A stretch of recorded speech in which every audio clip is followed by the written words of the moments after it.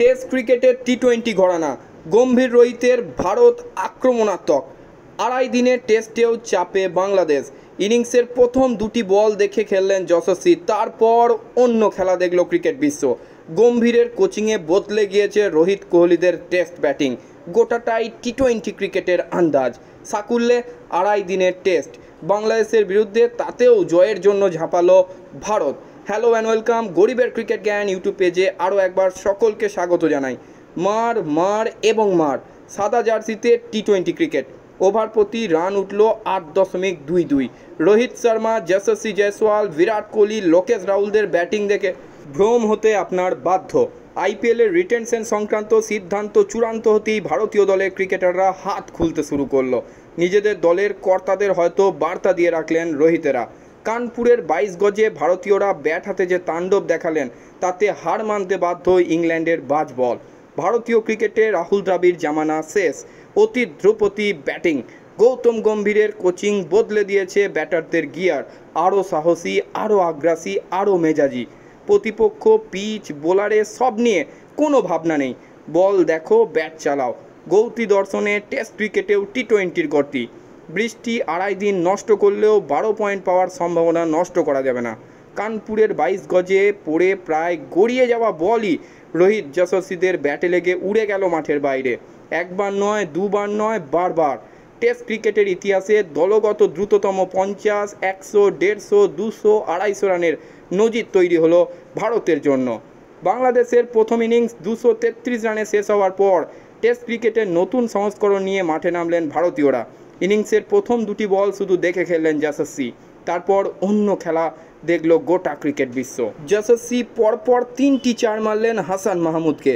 দ্বিতীয় ওভারে হাত খুললেন রোহিত। খালেদ আহমেদের প্রথম দুটি বলই উড়ে গেল গ্যালারিতে। প্রথম 8 বলে ভারতীয় ইনিংসের সুর বেঁধে দিলেন দুই ওপেনার। সেই সুরই ধরে রাখলেন কোহলি, শুভমান, রাহুলদের উইলো। আউট হওয়ার পরোয়া করলেন না কেউই। সুনীল গাভাস্করের রক্ষণশীল ক্রিকেট বিশেষজ্ঞরা বলেন, টেস্ট ক্রিকেটে ভালো ফল করতে হলে একটা ইনিংসে অন্তত 90 ওভার ব্যাট করা দরকার। তার সামনেই রোহিতেরা দেখালেন টেস্ট জেতার চেষ্টার জন্য 35 ওভার ব্যাট না করলেও চলে। প্রসঙ্গত, ভারত ইনিংসে 34.4 ওভার ব্যাট করেছে। গম্ভীরের হাতে পড়া ভারতীয় দল আসলে আগামী প্রজন্মের ক্রিকেট খেলতে শুরু করে দিয়েছে। রোহিত 11 বলে 23 রান করে আউট হলেন। তার আগে 3টি ছক্কা, 1টি 4 মারলেন। 3 নম্বরে নেমে শুভমান 39 রান করলেন 36 বলে। 4টি 4, 1টি ছক্কা এলো তার ব্যাট থেকে। আর এক ওপেনার যশস্বী 72 রান করতে নিলেন মাত্র 51 বল। 12টি 4 এবং 2টি ছক্কায় সাজালেন ইনিংস। 4 নম্বরে নেমে রান পেলেন না পন্থ। আগ্রাসী হতে গিয়ে উইকেট ছুড়ে দিলেন 11 বলে 9 রান করে। কোহলির 35 বলে 47 রানের ইনিংসে 4টি 4 এবং 1টি বিরাট ছক্কা। ধরে খেলতে পছন্দ করা রাহুলও নিজেকে গুটিয়ে রাখতে পারলেন না গৌতী বল ক্রিকেটের মাঝে। 43 বলে 68 রান করলেন 7টি 4 এবং 2টি ছক্কার সাহায্যে।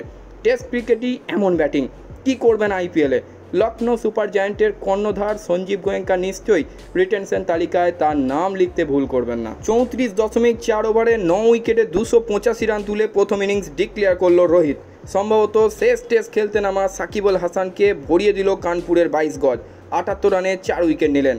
আগামী দিনের সাকিব বলে যাকে চিহ্নিত করা হচ্ছে বাংলাদেশ ক্রিকেটে, সেই মেহেদী হাসান মিরাজও 4 উইকেট নিলেন 41 রান খরচা করে। বাংলাদেশের বোলারদের সাফল্য বলতে এইটুকুই। ভারতীয়দের রান তোলার গতি 1 ওভারের জন্য আটকাতে পারেননি তারা।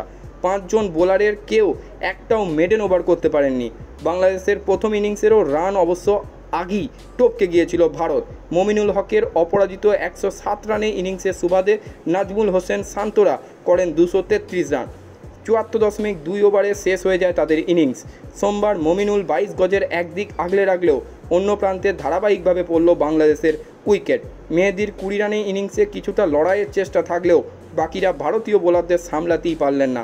50 রানে 3 উইকেট নিলেন জসপ্রীত বুমরা। 57 রানে 2 উইকেট মোহাম্মদ সিরাজের। রবিচন্দ্রন অশ্বিনে 2 উইকেট এলো 45 রান খরচা করে।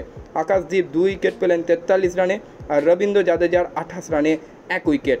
সোমবার শেষ বেলায় বাংলাদেশকে আবার ব্যাট করতে নামতে হলো। দিনের শেষে নাজমুলদের রান 2 উইকেটে 26, জাকির হাসান 10 এবং নাইট ওয়াচম্যান হাসান 4 রানে ফিরে গেছেন অশ্বিনের বলে। উইকেটে আছেন সাদমান ইসলাম এবং মমিনুল। বাংলাদেশ এখনও 26 রানে পিছিয়ে। মঙ্গলবার সারা দিন ব্যাট করে হার বাঁচাতে পারবেন সফরকারীরা? রোহিতেরা কিন্তু আরও বেপরোয়া হয়ে ওঠার ইঙ্গিত দিয়ে রাখলেন গ্রিন পার্কের পড়ন্ত সূর্যের আলোয়। সারাদিনে মোট খেলা হলো 85 ওভার, রান হলো 437, উইকেট পড়ল 18টি। প্রথম দিন খেলা হয়েছিল মাত্র 35 ওভার। ম্যাচের দ্বিতীয় এবং তৃতীয় দিনে একটিও বল হয়নি। চতুর্থ এবং পঞ্চম দিন যতটা সম্ভব বেশি খেলানোর চেষ্টা করছেন আম্পায়াররা। সব মিলিয়ে 2.5 দিনের বেশি খেলার সুযোগ নেই কানপুরে। তবুও জয়ের আশায় ভারতীয় দল চাপে বাংলাদেশ।